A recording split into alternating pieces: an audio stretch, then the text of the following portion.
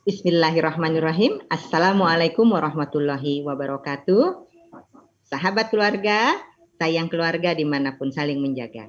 Kita ketemu lagi dengan Podcast Saga yang kali ini Podcast Saga telah kedatangan tamu yaitu Asisten Pembangunan dan Lingkungan Hidup Sekda Provinsi DKI Jakarta Bapak Insinyur Afan Adriansah Idris. Untuk mengenal lebih jauh nih tentang Pak Afan, berikut ini kita akan putarkan video taping tentang Bapak Afan Adriansah berikut ini.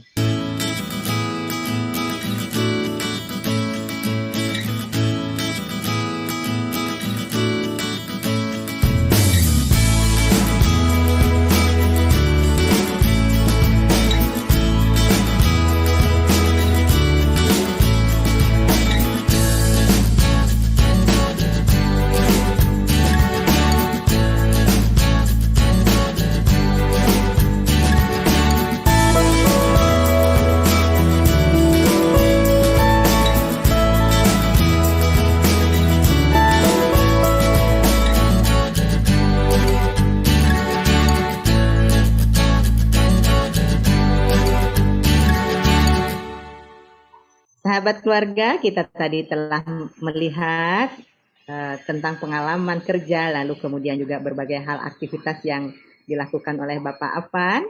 Dan kali ini kita akan bincang-bincang dengan Pak Afan, masih kita berada pada PPKM ini Pak Afan, masih berada pada PPKM. Dan banyak di antara para viewers kami yang titip pesan untuk dihadirkan contoh-contoh praktek baik, best practices yang dilakukan oleh siapapun yang dapat dijadikan contoh. Nah, kami mendengar sendiri nih Pak Afan telah melaksanakan berbagai praktek hidup baik terkait dengan upaya-upaya Pak Afan untuk menjaga diri sendiri dan keluarga dari ketertularan pandemi ini. Untuk itu, kali ini kita juga mengusung tema yakni disiplin diri, kunci utama sayangi keluarga. Jadi bagaimana nih Pak Afan menyikapi kita masih dalam pandemi, sudah setahun setengah, sekarang kita sedang PPKM darurat, dan sebelumnya tahun yang lalu pun kita sudah pernah melewati masa-masa yang disebut dengan PSBB. Apa yang Pak Afan bisa contohkan kepada kita semua nih Pak dalam kehidupan sehari-hari? Tentu terkait dengan disiplin diri dan juga keluarga. Baik, terima kasih Bu Tuti. Jadi aku mungkin cerita dikit ya Bu ya, bahwa yang terpenting di masa pandemi ini Bu, memang kita harus disiplin. Disiplin terhadap apa yang kita kenal dengan 5M. Pasti sahabat keluarga udah pada paham semua kan yang disebut dengan 5M. Yang pertama itu adalah kita harus memakai masker, kemudian kita menjaga jarak, kemudian kita harus rajin mencuci tangan, kemudian menjauhi kerumunan dan mengurangi mobilitas. Nah, saya ingin menekankan dulu ini terkait dengan yang kebiasaan-kebiasaan yang berubah setelah masa pandemi ini, Bu. Jadi banyak banget, Bu Tuti. Yang pertama, kita mulai dari pagi dulu deh. Kalau pagi itu kan kita mandi ya. Kalau dulu sebelum pandemi itu saya mandi, jujur nih Bu Tuti ya, jangan diketawain ya. Aku mandi hanya 1 kali 1 hari. Tapi sekarang setelah pandemi, saya pasti 2 kali mandi. Karena begitu saya sampai di rumah, kemudian pakaian-pakaian itu juga harus saya bersihkan dulu, dan saya singkirkan, dan saya pasti langsung menuju kamar mandi dan langsung mandi, Bu. Karena bukan apa-apa, kalau kita yang sering keluar rumah ini kan mempunyai risiko terpapar sangat tinggi, Bu, dan kita nggak tahu kapan saya kena. Nah, artinya begitu saya masuk ke dalam rumah, saya harus pastikan bahwa safety buat yang lain. Nah, kemudian makanan, Bu Tuti. Kayak makanan itu, saya juga berubah, Bu. Sekarang, kalau kita baca kan, yang rentan itu adalah yang komorbid. Nah, akhirnya saya ngurangin juga tuh kayak nasi. Tapi tetap dalam batasan yang wajar ya, Bu.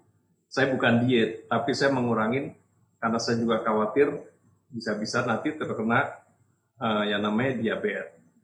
Nah, kemudian makanan saya juga berubah. Jadi, kalau dulu biasa sampai di kantor selalu jajan, sekarang enggak. Kita selalu disiapin oleh istri di rumah, jadi dibawakan makan Bu setiap hari. Nah menunya juga beda nih Bu. Menunya ini yang pasti ada minuman sehatnya. Minuman sehatnya itu apa? Jadi jahe, campur serai, campur kayu manis. Nah, sama kalau pagi itu setelah sarapan saya pasti sekarang minum vitamin C sama vitamin D. Sementara kalau dulu sebelum pandemi saya hanya vitamin C aja, tapi sekarang memang udah saya double. Nah, jadi itu cukup banyak Bu hal-hal yang berubah, termasuk juga kebiasaan mencuci tangan ya. Karena sebagai birokrat, mungkin Bu Tuti juga sama dengan saya, kita sangat familiar banget dan akrab banget dengan yang namanya dokumen surat. Nah, kita kan tahu ya, namanya dokumen surat itu berpindah dari tangan yang satu ke tangan yang lain, dan kita nggak tahu selama perpindahan tersebut apakah ada yang terpapar atau tidak yang menyentuh dokumen tersebut. Jadi makanya setelah saya melakukan disposisi atau menulis surat apapun, itu saya pasti selalu mencuci tangan, Bu. Jadi nggak bisa terhitung sehari itu saya bisa berkali-kali mencuci tangan. Dan hand sanitizer pasti otomatis kita selalu bawa. Ya itu sekilas sih Bu Tuti yang cukup banyak berubah sekarang ini. Jadi signifikan ya Pak ya. Tadi terbayang sih. Jadi mandi satu kali itu hal yang kebayang juga sih, bagaimana mau mandi 2 kali. Kalau keluar rumah jam 5 atau jam 6 pagi, masuk rumah jam 11 malam atau 12 malam ya. Apalagi ketika kita sibuk-sibuknya ya, bekerja di kantor dan setiap hari masuk rumah itu paling cepat jam 10 malam, jam 11 malam. Mungkin mandinya mandi wajah saja dan kaki. Jadi sekarang mau jam berapapun sampai rumah harus mandi. Dan itu satu perubahan. Dan perubahan lainnya barangkali bisa diceritakan juga bagaimana kebiasaan ya dalam menggunakan masker. Apakah masker itu digunakan ketika keluar rumah saja atau ketika di kantor saja, atau seperti apa? Di perjalanan juga seperti apa Pak? Apakah kalau di perjalanan ini kan mungkin dengan sopir atau dengan apa, dan seperti apa penggunaan masker ini Pak? Baik, jadi aku cerita lagi. Jadi kalau tadi kita urut setelah mandi, terus sarapan, terus berangkat ke kantor ya Bu. Jadi di dalam perjalanan itu, saya selalu meminta supir itu membuka jendela sebelah kanan dan sebelah kiri depan. Tapi yang kita buka itu tidak boleh sama besar Bu. Karena tekanan udaranya nanti berimbang, flow-nya nggak jalan. Makanya satu harus dibuka lebih kecil, satunya lebih besar. Kemudian di dalam kendaraan tuh kita jangan meminimalkan untuk berbicara. Jadi kalau Bapak Ibu naik juga MRT, saya juga termasuk pengguna MRT Bu. Jadi di sana itu memang dilarang. Begitu orang masuk ke dalam gerbong, itu harus stop, tidak boleh ngobrol apapun. Kalau Ibu tetap ngobrol, pasti akan ditegur oleh petugas. Nah, kemudian di kantor kita otomatis selalu pakai masker lah, tertib. Nah, cuman ada yang kalau menurut saya sebagian besar orang ini terlepas. Jadi dia merasa seharian beraktivitas itu pakai masker terus, dia merasa ngap ya Bu ya kalau istilah orang.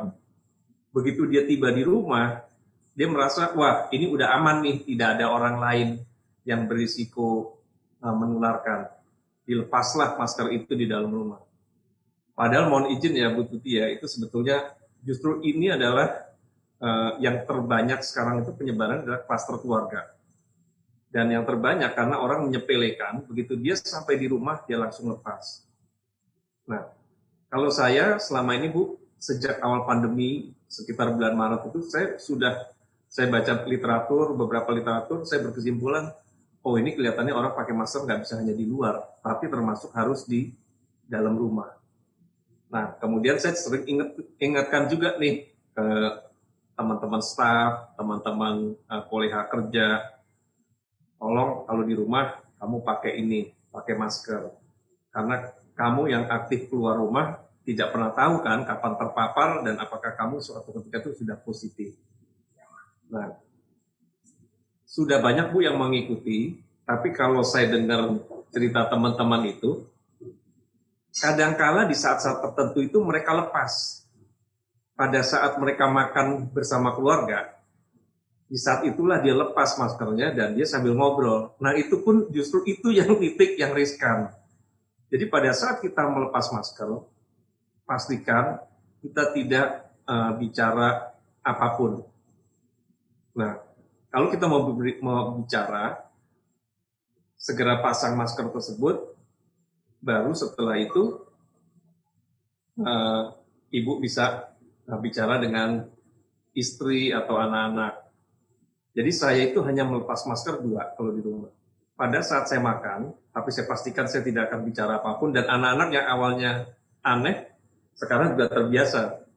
Kedua, pada saat saya masuk ke kamar tidur, itu pasti baru saya lepas. Nah di awal itu anak-anak dulu sering mengetawakan saya, Bu. Diketawain lah. Papa ini gimana sih, kok aneh banget sih di rumah, ngapain masih pakai masker? Kalau di luar, itu baru wajar orang pakai masker, coba kalau dalam rumah, masa begitu? Akhirnya saya cerita, karena saya kan orang yang setiap hari keluar rumah, Bu. Saya nggak tahu kapan saya positif, makanya saya berpikir, kalaupun saya positif, cukup kena di diri saya sendiri, dan tidak menular ke siapapun. Dan itu terjadi juga, Bu. Pada tahun yang lalu itu, saya ingat betul tanggalnya itu adalah 18 Agustus 2020. Karena sehari sebelumnya itu ada acara 17-an. Nah, begitu kena, saya tidak bergejala apapun. Kemudian saya disarankan oleh Bu Kadis untuk melakukan isolasi mandiri. Ya, saya baca pedomannya, Bu. Tapi ini kembali lagi, ini harus orang yang disiplin. Jadi selama saya waktu itu ada 2 minggu di rumah, jadi kebetulan saya punya kamar mandi sendiri, kamar terpisah. Jadi semua saya lakukan sendiri, Bu. Untuk cuci piring, saya sendiri. Termasuk untuk cuci baju pun, saya juga lakukan sendiri. Kan kita juga nggak kemana-mana kan, tidak perlu untuk setrika atau apapun gitu. Yang penting baju itu bersih. Jadi saya sama sekali tidak mencampur sendok atau apapun dengan anggota keluarga yang lain. Jadi kalau makanan biasanya dikirim dari luar kamar, dikirim ke saya, dan selebihnya saya lakukan sendiri, Bu. Cuman biasanya jeleknya itu kalau orang isolasi mandiri biasanya hampir pasti orang tambah gemuk, Bu. Nah ini yang perlu diingat. Artinya kalau bisa ada semacam setup kali ya. Mungkin nggak terlalu berat. Saya nggak setup waktu itu. Cuma setelah pengalaman saya, kok beratnya semakin tambah. Oh ini berarti harus orang meskipun isolasi mandiri dia tetap olahraga. Nah kayaknya itu sih Bu Tuti yang perlu jadi sedikit tips ya. Dan, oh ya saya cerita dikit deh. Alhamdulillahnya juga gini Bu.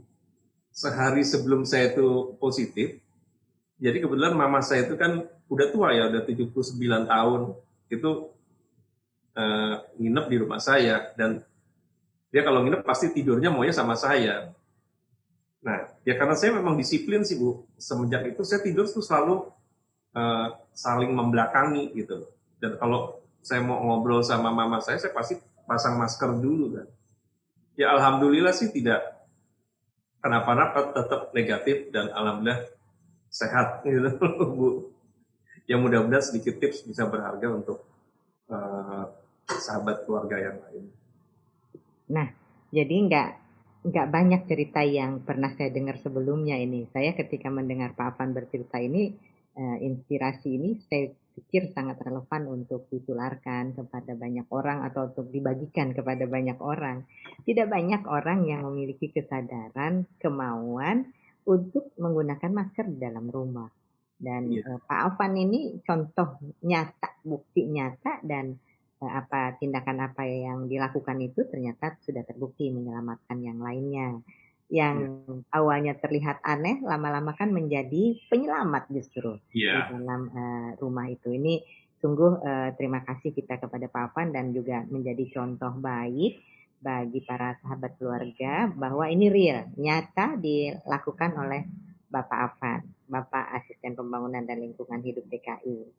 Pak Afan, ini tentu tidak ujuk-ujuk kan Pak Afan ini punya karakter, punya perilaku, kesadaran tinggi dan disiplin diri sehebat semacam ini. Ini kira-kira kalau bisa dibagikan apa ya Pak Afan yang bisa menjadi inspirasi para sahabat keluarga juga itu Pak Afan bisa tumbuh disiplin diri ya seperti ini, lalu kemudian disiplin itu juga ditularkan kepada anak-anak di rumah Pak. Iya, nah ini jadi cerita pengalaman lagi nih Bu, ini kayaknya tipsnya mungkin bisa dipakai untuk sahabat keluarga. Jadi awalnya itu saya tuh dulu perokok. Udah lama Bu Tuti, mulai dari kuliah sampai tahun 2002. Nah, pada saat itu boleh dibilang karena masih muda Bu ya, jadi kondisi kita kan sangat sehat, sangat prima lah. Sampai suatu ketika itu saya sama istri itu nonton film di bioskop Tim di Cikini. Di tengah-tengah acara film tersebut, saya tuh tiba-tiba kok terasa tidak bisa napas Bu, dan agak deg-degan ya. Kemudian tangan nih dingin dan kaki pun juga dingin gitu. Akhirnya saya bilang sama istri, saya keluar sebentar ya, saya cari minum. Nah, kemudian saya keluar. Pada saat saya keluar itu, saya merasa kok badan saya semakin nggak karuan. Akhirnya saya telepon istri saya. Menelpon itu udah susah Bu, mencet nomor telepon itu saya sudah sangat sulit. Nah, akhirnya istri saya keluar. Akhirnya dibawalah saya ke rumah sakit Cikini. Dicek jantungnya semua, alhamdulillah baik Bu. Ternyata penyebabnya itu adalah karena gastritis. Jadi itu saya baru tahu yang namanya gas itu bisa mendesak sampai ke jantung, itu kita terasa sampai deg-degan luar biasa Bu. Nah, setelah dari rumah sakit itu pulanglah saya ke rumah. Begitu saya sampai di rumah itu saya melihat anak saya itu masih 2 tahun. Saya berpikir, waduh, ini kalau saya meninggal, gimana ya anak saya nih. Nah, pada saat itu akhirnya saya berniat, saya stop untuk merokok, Bu. Saya berubah. Nah, caranya tuh nggak mudah terus terang, Bu, untuk orang yang perokok bisa stop. Jadi saya itu akhirnya beli kayak semacam kotak kecil yang ada gemboknya yang bisa dibuka-buka. Celengan, Bu. Nah, pada saat itu harga rokok per bungkus sekitar 10.000. Jadi saya berpikir, wah mungkin ini harus ada satu hal yang bisa bikin saya betul-betul termotivasi gitu Bu. Selain karena anak masih kecil, istri juga masih muda ya. Kalau saya meninggal kan gimana pada saat itu, masih jauh sekali perjalanan. Akhirnya setiap hari saya tabung 10.000, tanpa saya terasa dalam berapa waktu itu, dalam sebulan saya sudah bisa punya uang sampai 300. 300.000 itu sangat besar Bu, terlebih lagi di tahun 2002 ya. Nah, jadi akhirnya sekitar 2 bulan, 3 bulan saya ada keinginan lagi untuk merokok. Kembali lagi saya ingat anak ya. Tapi saya ingat juga, wah sayang juga nih kalau saya berhenti merokok. Biasanya saya bisa punya 300.000 setiap bulannya. Akhirnya alhamdulillah Bu, pelan-pelan setelah saya lewat sekitar 6 bulan, saya udah nggak nabung lagi dan saya udah betul-betul bisa bebas. Nah, kejadian sakit itu alhamdulillah kadang-kala orang itu kan melihat sesuatu jelek, itu jelek. Kadang-kala itu ada hikmah gitu loh Bu. Jadi itu banyak merubah saya. Jadi setelah itu, kalau di awal, apalagi kita masih muda ya, kita berpikirnya mungkin menabung, wah saya pengen di rumah nih, gitu. Pasti itu hal yang normal siapa.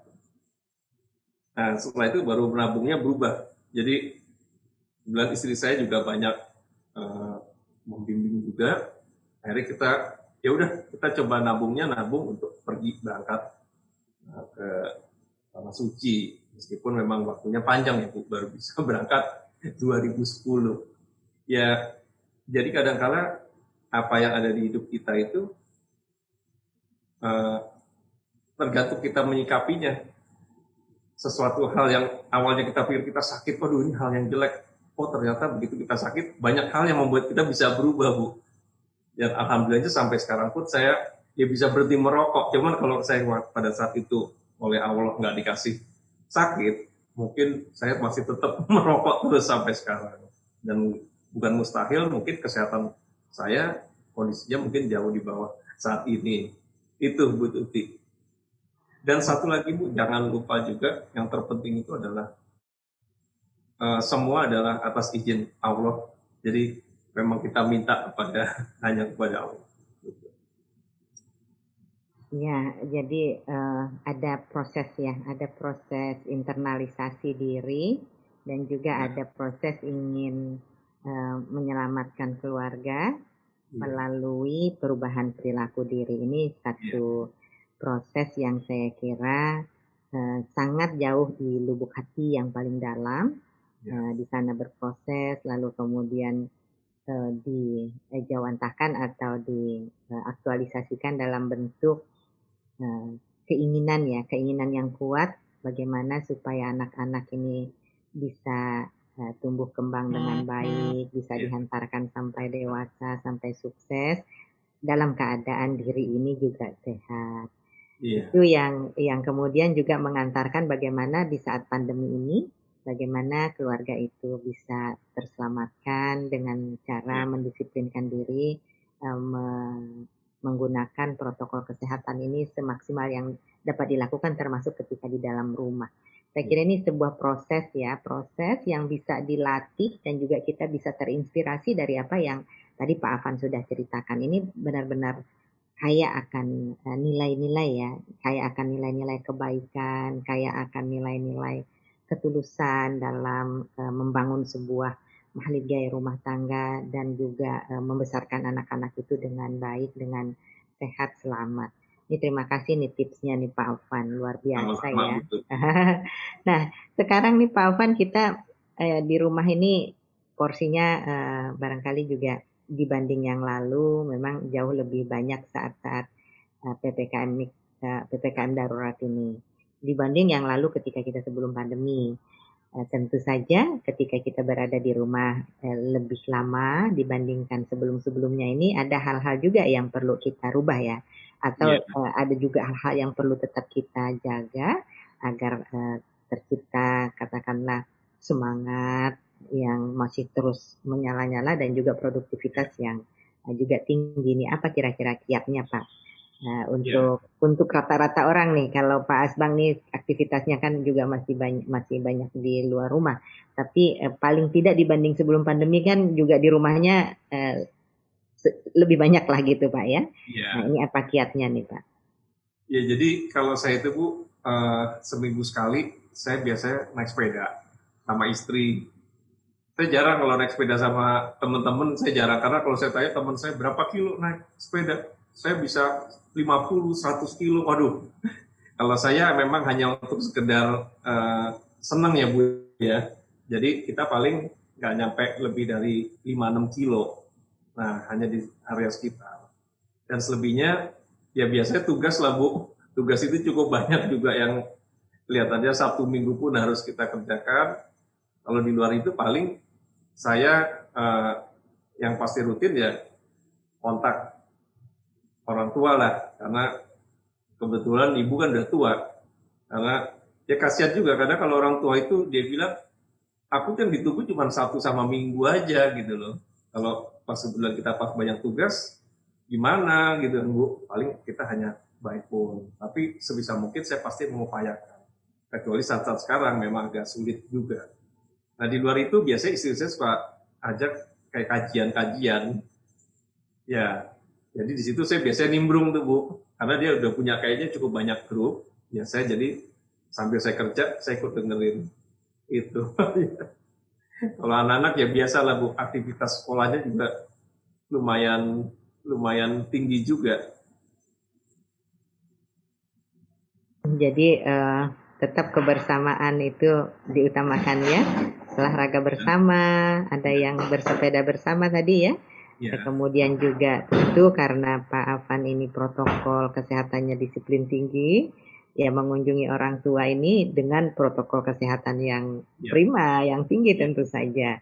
Karena Pak Afan di rumah pun menggunakan masker, dan bertemu orang tua tentunya juga ada kiat-kiatnya karena sekarang ini banyak juga klaster kangen orang tua itu Pak Alvan. Jadi barangkali untuk memperjelas sahabat keluarga ini ketika mengunjungi orang tua atau bertemu orang tua, apa yang Ya, dilakukan Pak Alvan nih? Gimana nih? Jangan sampai ya, salah kaprah ya. Kangen orang tua nih ya. klasternya juga lagi marak nih.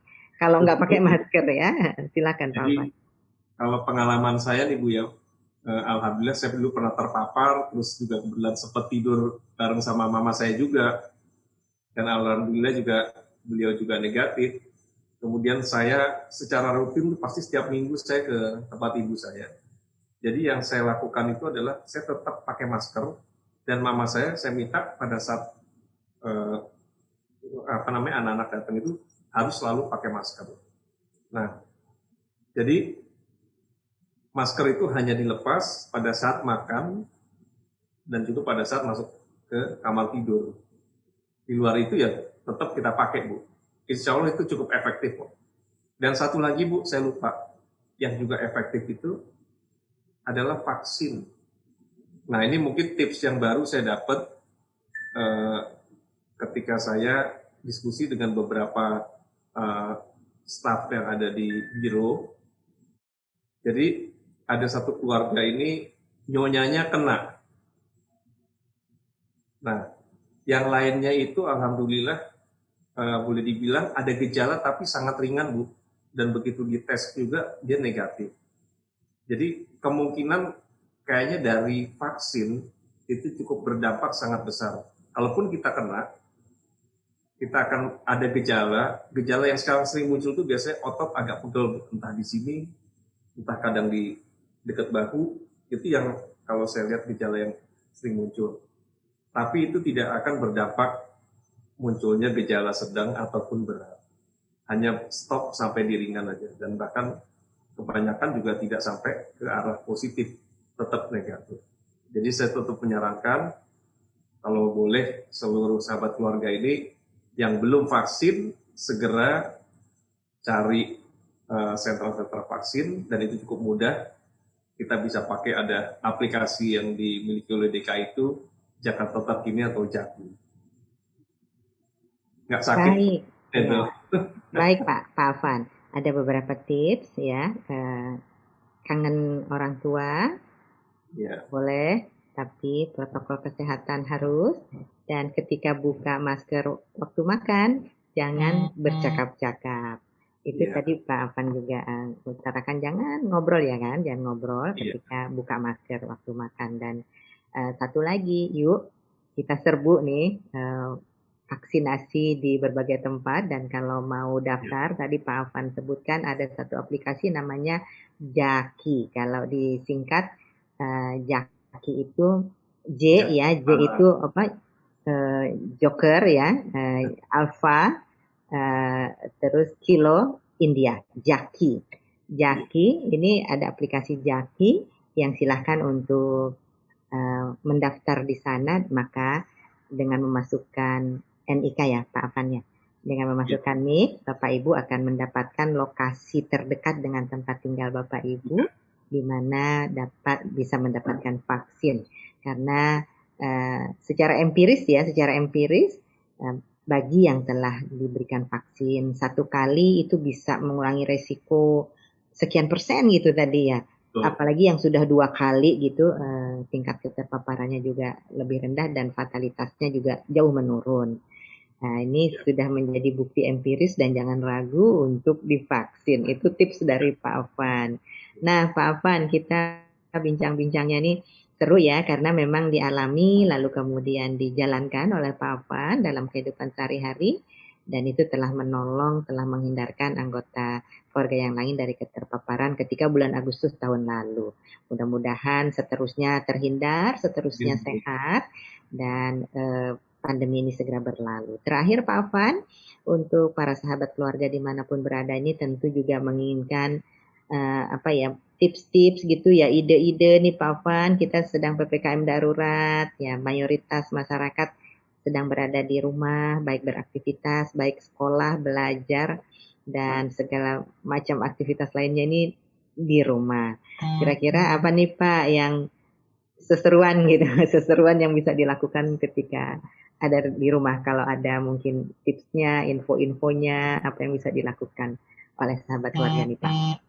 Iya, ya kembali lagi Bu, Eh, karena sekarang ini kan jumlah kasus aktif agak lumayan tinggi ya, di kisaran ada range 110.000 lah.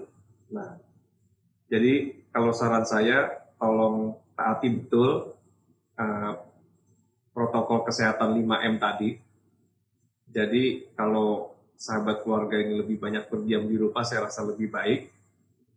Nah, tapi kembali lagi, kadang-kala orang seringkali bosen ya Bu ya. Nah, sekarang itu kan kalau kita lihat juga cukup banyak. Kayak misalkan untuk ibu-ibu, yang namanya link untuk kajian itu sangat banyak Bu. Mulai dari rekan SD, SMP, SMA, bahkan dari grup-grup pengajian itu saya rasa itu cukup banyak dan bisa lumayan ngisi waktu-waktu supaya nggak bosan. Nah kalau untuk anak-anak, kalau saya itu kebetulan anak saya rajin sih ya ikut kayak semacam lomba-lomba tuh Bu. Jadi sekarang banyak sekali lomba yang dibikin apa namanya kayak semacam dari business school atau apapun, itu melibatkan banyak perguruan tinggi se-Indonesia. Saya rasa tuh bagus. Eh, saya tanya kenapa sih kamu rajin amat ikut lomba-lomba itu?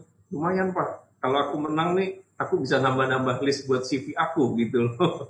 Jadi eh, kegiatan-kegiatan itu sebetulnya banyak yang bisa kita cari meskipun kita di rumah Bu. Sepanjang memang kita mau sedikit, kalau bahasa Bu Tuti itu asal mau ngulik deh. Nah, saya ini kebetulan saya ini adalah anak buahnya Bu Tuti waktu di Bappedan. Jadi saya selalu ingat sampai sekarang ada kata-kata Bu Tuti itu, coba dong diulik dong Pak Afan dong. Nah, makanya itu saya masih ingat sampai sekarang. Banyak kok aktivitas-aktivitas yang bisa kita lakukan even di masa pandemi ini. Iya, ini menarik benar-benar menarik dan sangat inspiratif. Betul itu, kita tinggal berselancar, berseluncur ya di Banyak. dunia maya ini banyak sekali tawaran-tawaran, baik itu lomba, baik aplikasi-aplikasi yang gratis ya, aplikasi belajar bahasa gratis juga, Iya, kajian tadi itu gratis, lomba-lomba yang memiliki nilai tambah untuk kurikulum vitae ya, daftar riwayat iya, hidup. Oh iya, benar ini Pak Afan, bagus banget itu. Ini iya, bisa barangkali nanti dikasih tahu nih ke putra-putri tercinta dari para iya, sahabat keluarga ini. Ini menarik Pak, apa yang kita tadi bahas dan kalau bisa disimpulkan bahwa hal-hal kedisiplinan diri itu tidak datang begitu saja, tapi dia berproses dari lubuk hati yang terdalam dengan niatan untuk menyelamatkan satu generasi ya paling iya, minimal ya sebuah generasi atau sebuah peradaban di lingkungan keluarga terdekat dan seperti yang sudah dicontohkan, yang sudah dipraktekkan oleh Pak Afan tadi tentu menjadi inspirasi kita semua. Bagaimana ujian ya dari Allah Subhanahu wa taala dengan sakitnya ketika senang-senang nih nonton bioskop sama istri iya, Nyonya, lalu kemudian dari situ timbul kesadaran bahwa kesehatan diri ini perlu untuk dijaga dengan melakukan pola hidup yang baik, pola hidup bersih, pola hidup sehat, dan juga disiplin makanan, disiplin tidak merokok, dan disiplin saat ini untuk ber-5M yang sangat relevan dengan situasi saat ini. Saya kira kita sudah mendapatkan banyak sekali insight, banyak sekali inspirasi-inspirasi dari Pak Afan. Terima kasih atas pengalaman, berbagi pengalaman real ini ya, pengalaman realnya. Mudah-mudahan dengan kita mendengar langsung dari pelaku dan juga dari yang mempraktekkan semacam ini, lebih cepat kita mencernanya, lebih mudah kita mencernanya, dan lebih mudah juga kita dalam menerapkannya dalam kehidupan kita sehari-hari. Nah, sahabat keluarga, agar tidak tertinggal informasi-informasi yang baik yang bisa kita jadikan contoh dalam kehidupan sehari-hari lainnya, maka jangan lupa pencet tombol merah, subscribe, like, tinggalkan komen dan juga share sebanyak-banyaknya. Sekali lagi terima kasih Pak Afan. Saya Tuti Kusumawati dan Bapak Afan Andriansa Idris. Undur diri untuk kali ini, sampai jumpa lagi di lain kesempatan. Assalamualaikum. salam Bu Terima Tuti. kasih. Terima Salam kasih banyak ya Pak sehat. Afan ya. Baik Bu, terima